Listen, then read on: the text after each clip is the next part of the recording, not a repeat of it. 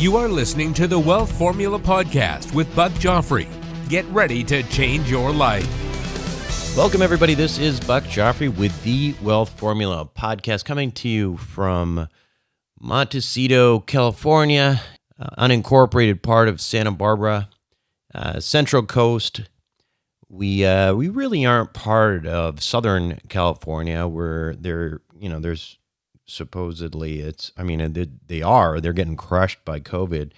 And we're starting to get a lot of it here too. And that's where I will start with this story, because for those of you in our accredited investor club, you might have noticed an abrupt cancellation of our real estate webinar last Tuesday that was conveyed to you by a somewhat cryptic message from the lovely Madalyn, who's my assistant.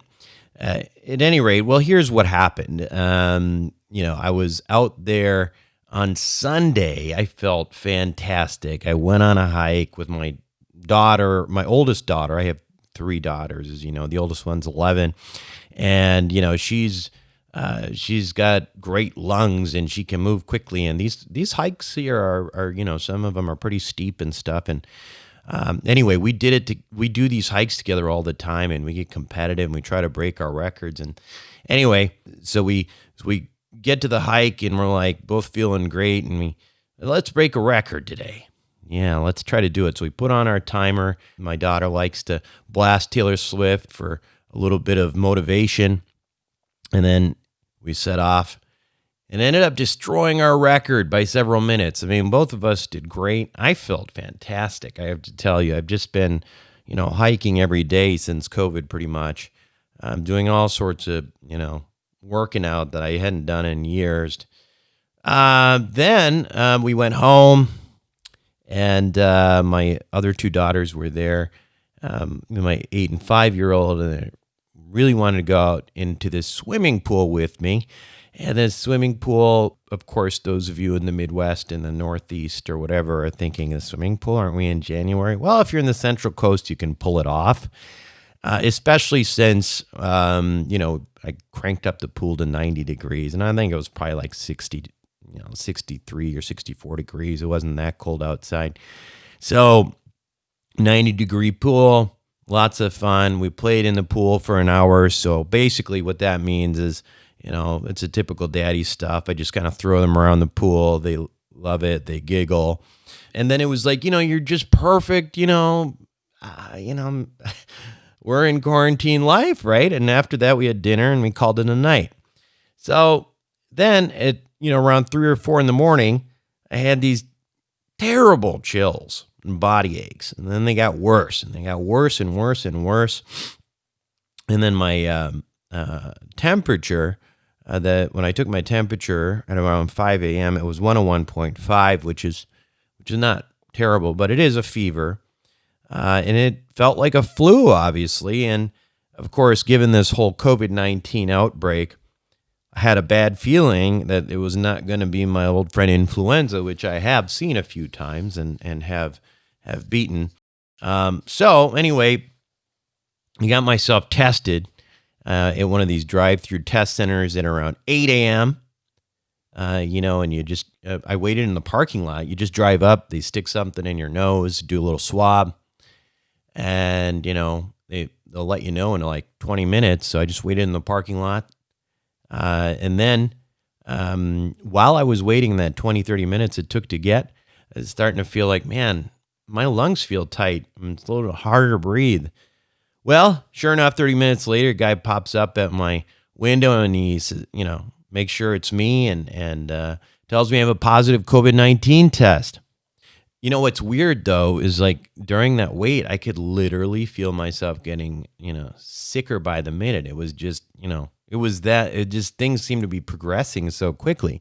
So based on that, and based on the fact I'm a lifelong, childhood asthmatic, I was an athlete and all, but I've always had asthma, some flare-ups and that kind of thing. I knew I needed to be proactive, to get myself the best chance. So I went straight to the hospital, especially with how rapidly everything seemed to be going south. And as I walked a couple of blocks from the parking garage to the emergency room, I could literally sort of feel my strength leaving my body, and it was working harder and harder to breathe. I mean, this is just happening so quickly. Honestly, it was scary.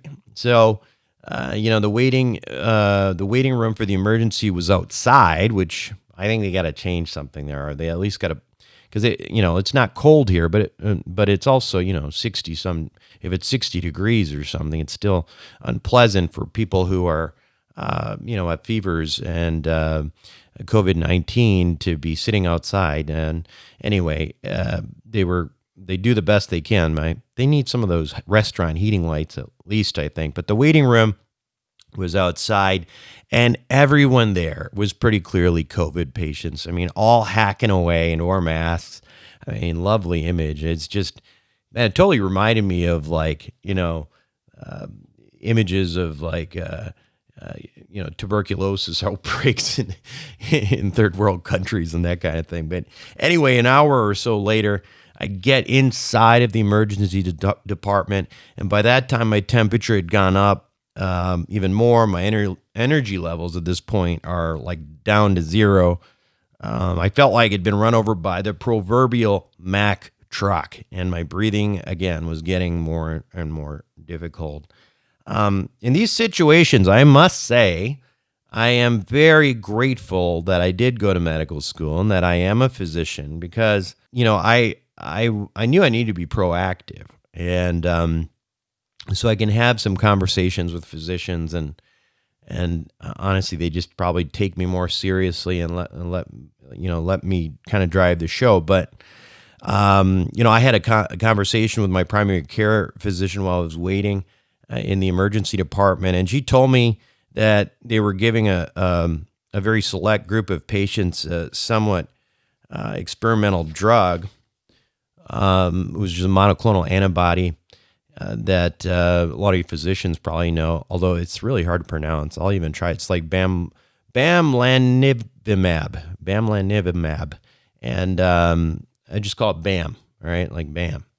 Anyway, even though I did not meet the age and weight criteria for what they were asking at to allow people to get this particular drug, I was able to argue my way into getting it because I have underlying asthma. I always get these secondary infections in my lungs, etc. They didn't really fight back, and I was like totally relieved, because I thought it was going to be a pain. Just be like, please do this and save me, because this just feels terrible, and I know my lungs. But anyway, they didn't fight me on it, but I got to say, again, I was just lucky enough to be a physician and asking, like, what is out there that I could possibly do, to not go pure play defense, on the first day when it's probably the most critical day to do something. So this drug, this is the one that, a lot of the septuagenarian politicians on TV got, and they miraculously recovered in no time. So I got those goods.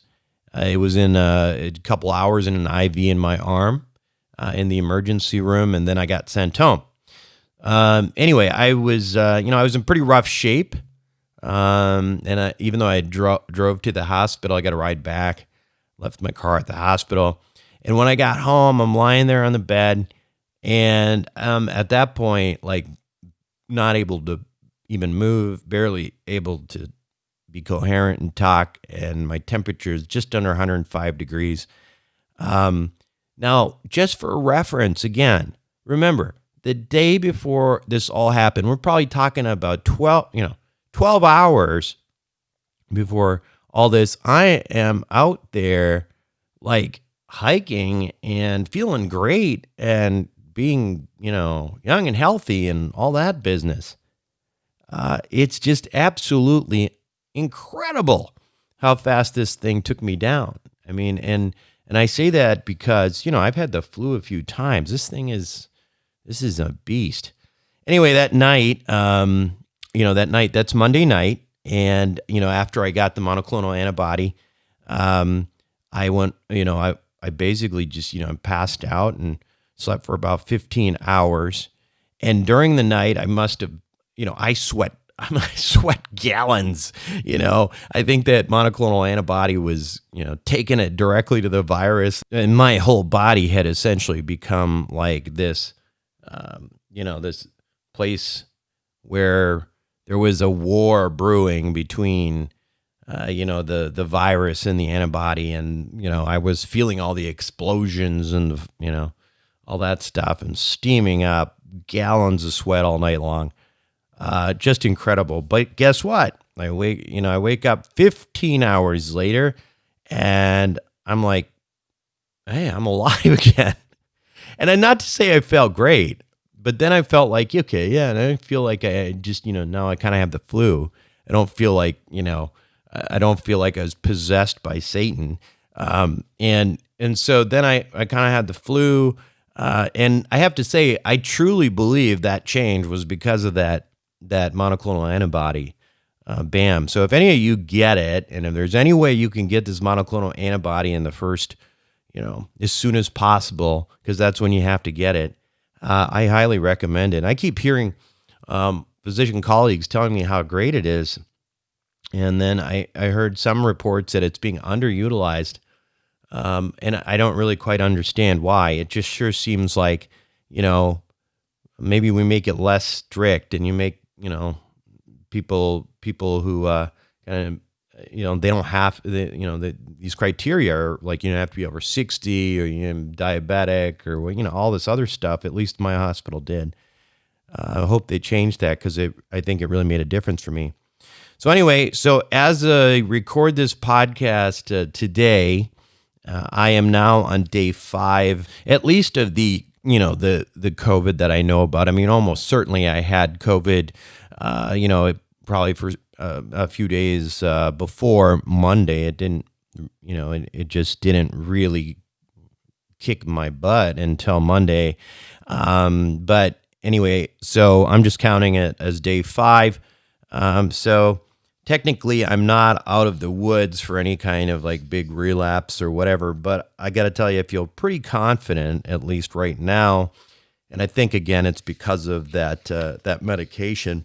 So for the past couple of days, I've just tried to, get a lot of rest. I'm still sick, but manageable sick. And anyway, I hope you don't mind the time I spent telling you the story. I did when I sent out the email. I sent an email out to my our accredited investor group, letting them know what happened because of the cancellation. And I do appreciate. I think I got something like 400 emails, wishing me well, which is very nice. I thank you very much for that. And anyway, even though I am sick, obviously there's a lot going on out there, and there's stuff to talk about that I think it's worthwhile. It may not be your usual podcast, but when we come back, I'm going to give you some random thoughts on a few different topics that I think are relevant right this moment. Okay, welcome back, everybody. This is Buck Joffrey, and today I don't have a guest. I'm going to give you some random thoughts, and hopefully you enjoy it. I think that, there's a lot going on. And the first one, I just talked about my own COVID experience here. And there's nothing like actually getting the freaking disease to really kind of open your eyes. So I just want to give you some of my thoughts on that, right? So my thoughts on this are that I am still absolutely amazed at how laissez-faire so many people seem to be about this disease out there and still refuse to wear a mask. It's just such a simple thing, right? Does a mask make it so that you're guaranteed not to get the disease? No, it doesn't. But I think it's like 90%. And the bigger thing is you're potentially, if you've got the disease and you don't know it, you're saving other people too. I think there's just some strange politicization of this disease, which I really think is downright crazy. And I think those of you who are physicians out there, agree with me on this. There's still people who are kind of acting like it's it's a political statement, and it's not. I'm not saying what we should do about it in terms of businesses and lockdowns and all that. That's a very reasonable conversation to have. But at the individual personal responsibility level, I think people need to just accept this is real. And the sooner we are more careful with one another and wearing masks and that kind of thing, the sooner it's just going to go away and we don't have to worry about it, right? And I'll tell you, I didn't really think I was going to get it, right? And I don't think most people do. But those people who are not too worried about it, part of why they're not worried about it is that it is true that 95% of the people who get this disease are, they get pretty mild symptoms. They maybe even be asymptomatic, but that leaves about 5% of serious COVID disease. And that's still a lot to be somewhat careless about, right? I mean, that's 1 in 20. I mean, if somebody told you that, there's a 1 in 20 chance that, if you did something, you would break your leg, you probably wouldn't do it, right?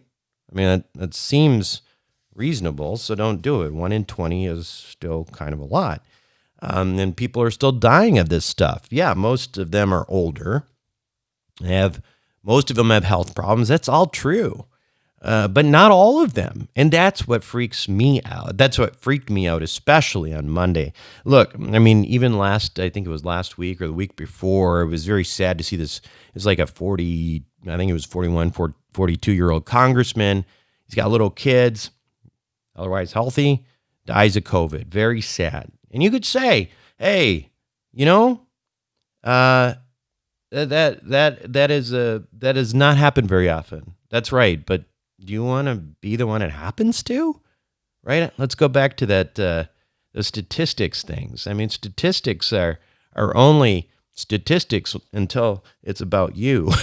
And then it's no longer statistics anymore. Because I can tell you that when I got sick, my rational statistical brain was not thinking about 95% chance of being just fine and not having any issues. It was thinking about, one of the unlucky 40-somethings or, that we hear about all the time. And I was genuinely freaked out about this thing. How freaked out? Well, this is true. And you can call him to ask him about this. But on my way to the emergency room, once I knew I was COVID positive, I made one call. You know who I made that call to? I made the call to Rod Zabriskie because, and I'm talking about Rod Zabriskie of Wealth Formula Banking. Well, him and Christian handle all my banking and other life insurance stuff. And the first thing I wanted to know was, okay, tell me again how much, if this thing goes south, I'm going to end up leaving to my kids. Now, we always talk about banking and stuff for the investment part, and that's important. But, I got to tell you, the idea of something freakish like this happening, and most people don't really think about it, but things can happen, man. And so I had to call and find out, okay, I had all this, extra term. I felt like I could breathe a little bit, no pun intended, breathe a little bit better at that point, knowing that, the worst case scenario, at least financially, everybody was going to be okay. But that was where my mind was, right? So I guess one of the morals of the story there is don't go cheap on life insurance. Even if you're not convinced about, the banking stuff, make sure you get a lot of term, or at least get convertible term. And then you make your mind up later and you lock in those rates now. And just get enough to make sure your family will be okay. Think about it. And especially in times like this, you really open your eyes. Bottom line is, COVID-19 in your 40s and 50s, in reality, to me, it's kind of like playing Russian roulette, right? Yeah, okay, maybe that's a little dramatic.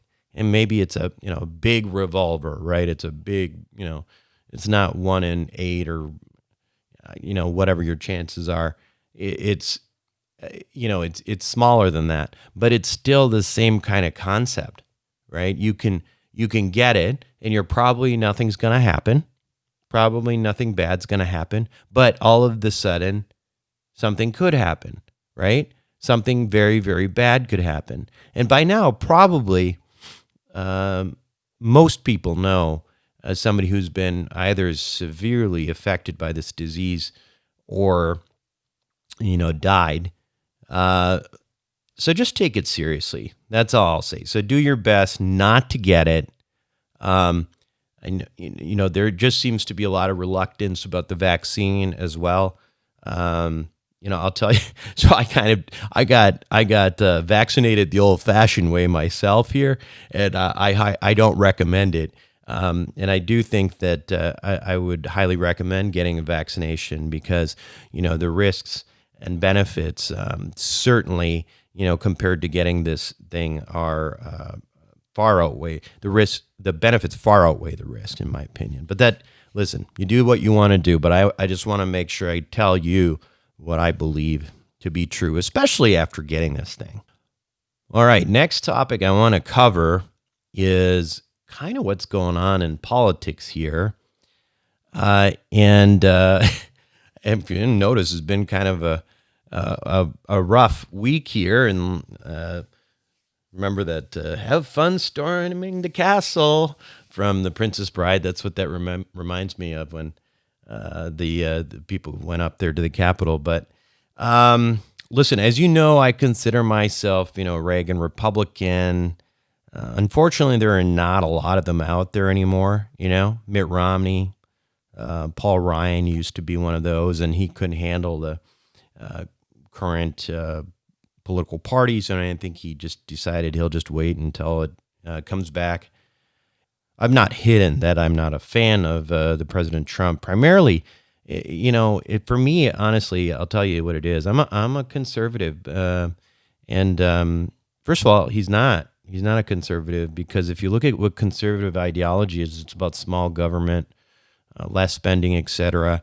We got none of that. But on top of that, despite whatever the policy difference is, my big beef is really all about character. And for this last week in particular, I hope that was what happened, and this essentially supporting what happened at the Capitol was really really tough to watch, and I think it was a tough time in American history. But again, I don't want to get too political here. I'm hopeful that we have a good intellectual conservative party that erupts out of this, and I know a number of you also do as well. And let's just hope for the best. But at the meantime, this is a show about personal finance, and now we have a Democrat as a president. We have a Democratic House of Representatives and a Democratic Senate. Okay, so that is that's the opposite of when Trump came in, by the way. So that's rough. Anyway, that has many of us reaching for our pockets in fear. Sure, I get it. Believe me, I'm with you. I am, like I said, I'm a conservative guy too. I'm a little worried about what's going on. But let's kind of back up here and let's discuss what that all means. Let's start out broadly. Do I think that Joe Biden being president means we don't have a strong recovery post-COVID? No, actually, I don't. There's a few things. Once, I think he's making it I think he's taking it very seriously. I think he made it very clear that that is his number one thing, to get this rollout of the vaccination, try to get some control. Because the truth of the matter is that the single most important thing in getting to a post-COVID economy is getting post-COVID, right? So I don't think that that is going to slowdown post-COVID recovery. In fact, I think it might get us to post-COVID recovery a little bit better now that we can really focus, and it's clearly that is the intent of the administration. Now, on a broader focus, I know people think about the markets, and well, now we've got Democrats and Republicans. Republicans are out, and how's that going to affect the economy? I used to think the same thing, but if you look at the statistics over time, the truth is that the economy has not fundamentally been influenced by which party has been in the White House, since the two-party Republican-Democrat system began. And if anything, there may be 1 percentage point on the favor of Democrats. Now, do I'm giving them credit? No, I'm not. I'm not giving anybody credit for anything. It's just the facts, right? The economy is great sometimes for presidents to take credit for. I mean, look at Trump took credit for what was happening, and I think his tax cuts did help with that. But then Bill Clinton back in the 90s also got credit for this incredible .com economy as well. So I don't know how much presidents make a big difference. Now, if we didn't have Joe Biden, but rather Bernie Sanders, that might be very different. But I think that Joe Biden is actually more conservative than even Obama was.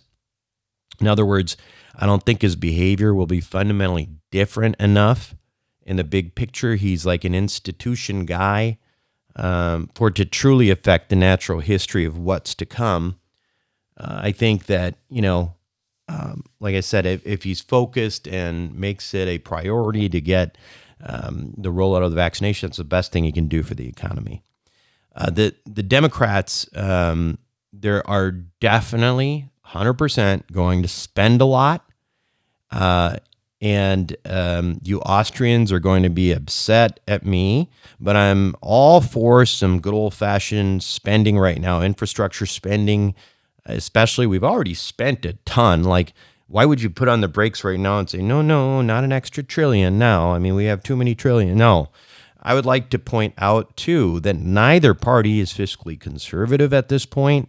Cutting taxes but ignoring spending is not fiscally conservative. As for the Green New Deal concept, I know that scares a lot of people. But let's think about it another way. And again, I'm just trying to put these in perspective here. You can agree, disagree, whatever, but I thought I'd give you my thoughts. It will almost, a Green New Deal concept will almost certainly involve some tremendous tax saving opportunities as well. Because remember, Tom Wheelwright says, and I learned this from Tom, that the way the government gets us to do what it wants us to do is through tax incentives. Tom's going to be on the show probably maybe not next week, but the week after that, because we're going to hit these topics on taxes, right away to talk about how things could potentially change. But I know that Tom has said that before, and I've heard him talk since then, that his feeling is that, we're going to lose some tax benefits. But if there's going to be this giant program, this Green New Deal concept or whatever, that has to come along with some tremendous tax beneficial investing opportunities as well. So we have to kind of, go with the flow and start shifting and start thinking about what it is that we can do to try to, be like water, in the art of war, Sun Tzu, you have to be able to kind of move like water, right? You have to be able to move in a way that the flow is taking you. So anyway, so a lot of people will say, well, this is terrible. And of course, it's going to result in a lot of inflation.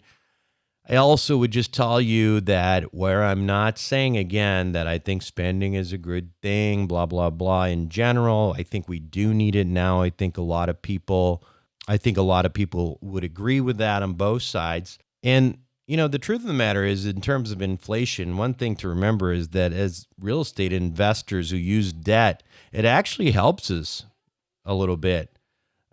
Remember, inflation erodes debt. I'll say that again. Inflation erodes debt. Now, why does it erode debt? Well, think about it this way. You borrow money for what it's worth today, right? But if you pay it back 10 years from now and it's worth less when you pay it back, you actually paid less than you borrowed, right? In monetary terms. So the idea is that's why Robert Kiyosaki always says savers are losers, because if you just hold on to your dollars, they will just disintegrate through inflation. But if you think about the opposite of that, the yin of the yang of saving is debt.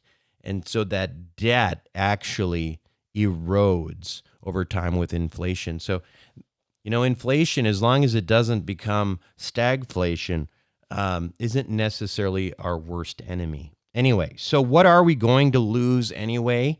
Well, I think that the chances of repealing the Trump tax cuts are almost 100%. But the question in my mind is really the timing. Are they really going to repeal a tax cut while we're in a COVID economy? I sure hope not. But I think you should start assuming that it will be repealed and could be very soon after inauguration. So for many of you, the most immediate impact of that will be the inability to take 100% bonus depreciation. That's me too, right? I mean, I have pretty much made that the core element of my investing strategy over the past few years because, I like deducting the money I invest, and that's what I've been able to do. If I invest $100,000 in something and I'm able to take 85 off AGI, I'll take that any day. Well, the 100% bonus depreciation almost guaranteed will go away sometime this year at this point, in my opinion. Others might disagree with that, but if all they have to do is repeal the Trump tax law, and if that happens, then we're back to not having that. So then a lot of people ask a good question, including myself, which is, so when would it end? Does that mean that bonus depreciation is not something that we have anymore as of this moment? So I asked my CPA that question. Now, he told me, and again, this is not tax advice, so please check with your own CPA. You know who mine is, so I'm giving you an opinion. He told me that the way it typically works is that any legislation, of this kind, or really any kind, becomes retroactive up to the day it's first introduced to Congress. So not necessarily to the beginning of the year per se, but when it's first introduced into Congress. So say somebody on February 15th, they put forth new legislation to repeal the law, the Trump tax cuts, and then there's, back and forth, and it's repealed a month later. Then it is effective, back to the initial time that it was submitted, which would have been February 15th, not on the day it passes, right? Now, there are no guarantees here that that's true. And in other words, could they say that it's, all the way back to the beginning of the year? Well, most people think that that's unconstitutional, and frankly, there's really no reason to do that. So, if you need to get some bonus depreciation, you may have very little time to get it done. Now, for real estate, you would theoretically need to find a deal, not only find the deal and get under contract, but you got to close on that place before any legislation happens. And that might be a tight window, but just be aware of that. Another option, of course, are other things out there that you can kind of get into service quicker, including we still have the WF Velocity ATM fund, for example. You can see that at wfvelocity.com, and that would get you in almost certainly before any legislation, because you'd be in before probably before inauguration. Anyway, I have no idea if that's what the Dems want to do. Right? I don't know if it's their first move. I hope not. I don't think it's smart in a recovering market to increase taxes, but we will see what happens. Now, one last thing I will just mention, I think that is actually useful to think about and be somewhat positive about. If nothing else, Joe Biden is, he's sort of a grandpa type. He's a nice guy, and he's stable and predictable, right? And he's sort of like your typical politician, U.S. president type guy, and the markets love stability. And so there is that additional value. And I know there are, there's lots of people who are bummed out about the Trump loss, but Trump was a little volatile, and then sometimes that made it very difficult. And my friends on Wall Street, always complained about that. So at any rate, that is my take on politics. If you're still listening, I have never done a show like this, by the way, where I just kind of go and topic in, topic out. So let me know what you think. I'm going to take a break. When we come back, I'm going to finish off with a topic that I think a lot of you are thinking about right now, and that is cryptocurrency. All right, welcome back to the show, everyone. And let's now finish the show off talking about cryptocurrency. Okay, as of this morning, Bitcoin had cracked 40,000. I don't know what it's at right now. It's just incredible. It's one of those things that, in a way, you kind of knew was going to happen, but it's actually here and it's happening. It's kind of crazy to see. We knew it was coming. We talked about it on this show about, the validity of Bitcoin and how it might make sense to have some exposure to it. And I know some of you learned about investing Bitcoin or other cryptocurrencies from this show for the first time. And some of you I know who bought Bitcoin and other cryptocurrency for the first time are now sitting on thousands, hundreds of thousands of dollars of profit, and even potentially millions. I know a few of you are sitting on right now because of this boom. And I have to tell you that if you learned about that from me, I have to just remind you that my favorite bourbon is Willet Pot Still. It's a cool bottle. It's like the same bottle they've been using for 150 years or something. Anyway, feel free to send me that when you have a chance. Anyway, so where are we with this crypto market? Well, and where are we going? I guess that's the question. And I've thought about this a lot. And you have to think about it in historical terms. What has happened, and this has happened, a few times now, is historically Bitcoin takes off first, and it completely dominates.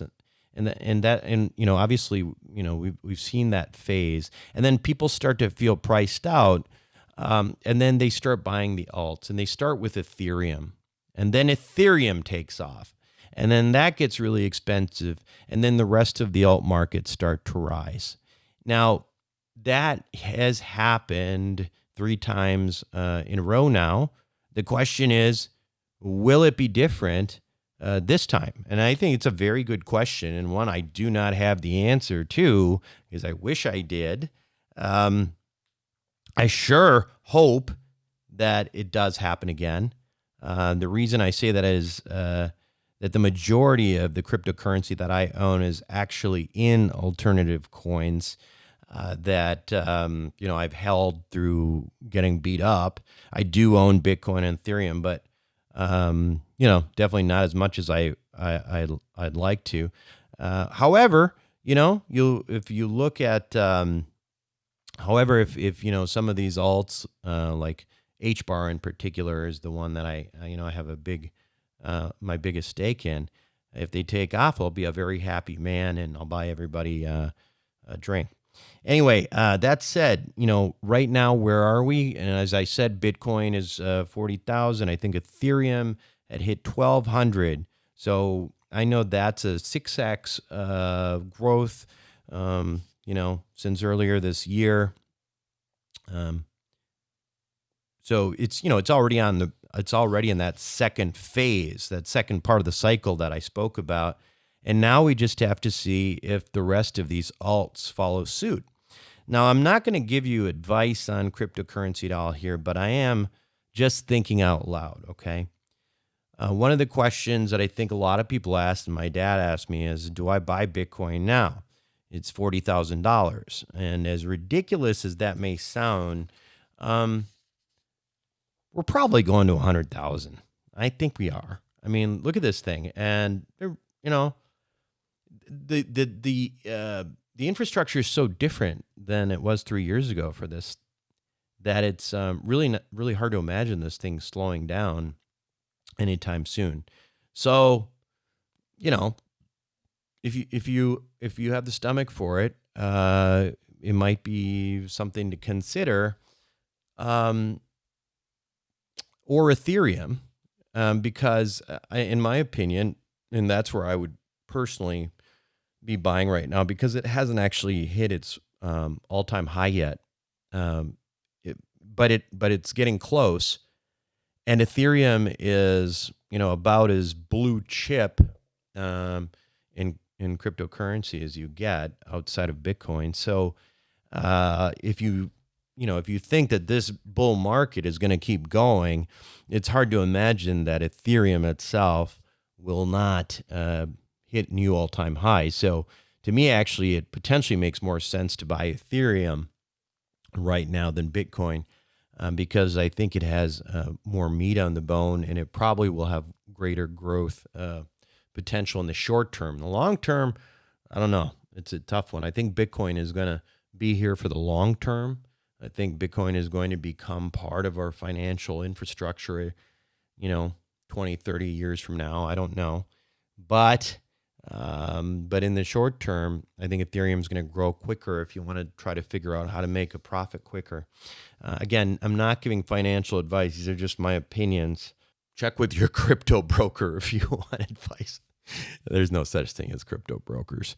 Anyway, by the way, for those of you who want exposure to Bitcoin or Ethereum but are not technical, and you're just not interested in learning all that stuff, there's ways to get involved. You can get exposure through the Grayscale trusts that are traded on the New York Stock Exchange.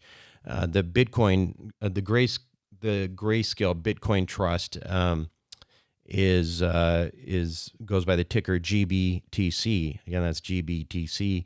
The Ethereum Trust, the Grayscale Ethereum Trust, goes by ETHE. So if you're interested in potentially getting exposure, in theory, these things should be able to, track performance.